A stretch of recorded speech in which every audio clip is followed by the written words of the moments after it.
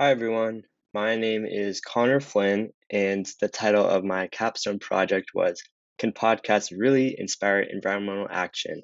And so, what I was looking at for my Capstone experience was just how I was interested in environmental communication and how podcasts specifically can be used as a medium for educating and inspiring others to take environmental action.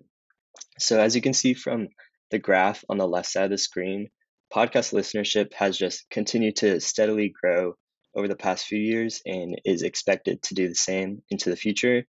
And currently, most educational podcasts follow a similar structure.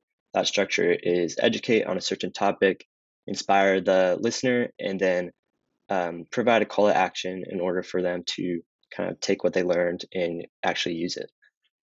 However, individual behavior change also plays a pretty big role in inspiring environmental action. And so, because of that, it's worth considering whether podcasts can actually be used to inspire long term environmental action and long term change.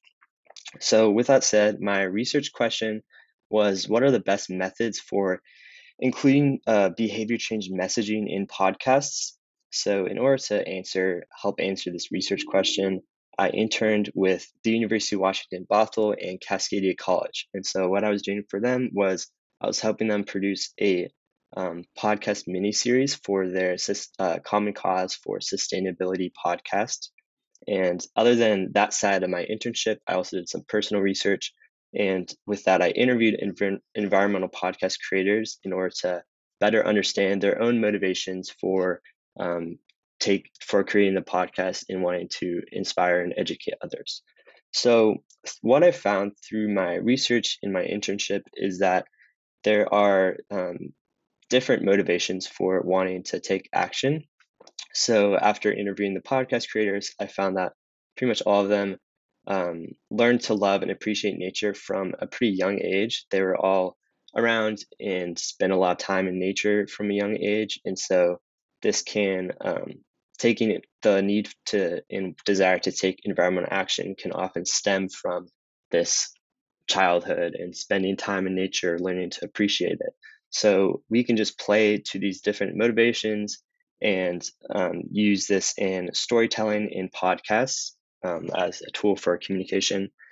The podcast structure, as for this structure, first-hand stories and examples can really help build trust and credibility within podcasts. So if you learn about how something helped this other person, you're more likely to actually um, learn about it and want to use what they did in order to kind of benefit yourself.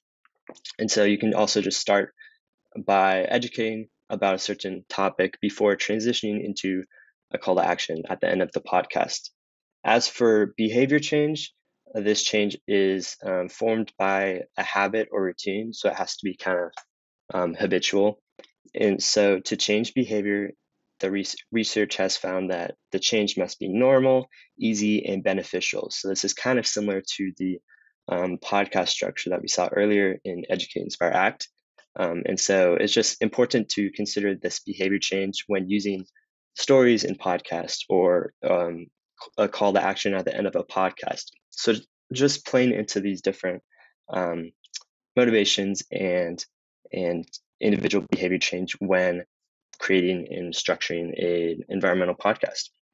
So what this means for um, as for implications of this research and next steps, it's important to consider incorporating podcasts into classrooms because research has shown that podcasts can actually help in reinforcing lesson material within classroom settings.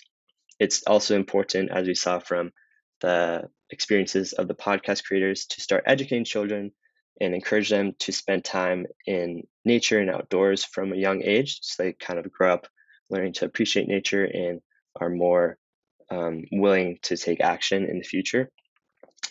It's also important to include more stories and firsthand examples in environmental communication, specifically podcasts, because stories, we're human beings, and as humans, we kind of relate more to stories and are more empathetic of other situations when we hear firsthand examples. And then finally, we just want to motivate individuals to take small actions that are both easy and routine in order to encourage behavior change and long-term behavior change. So through call to action at the end of a podcast, just ask them to take these small steps to make it more of a habit and routine, like we saw for what behavior change is. So to answer the question of, can podcasts really inspire environmental action? The answer is yes, but there are some things that I just covered that kind of need to change a bit, such as structure, um, considering behavior change. And so while podcasts have a lot of potential to grow, obviously in the future, and inspire environmental action, it's just very important to consider these small changes in order to maximize the potential of others to take action.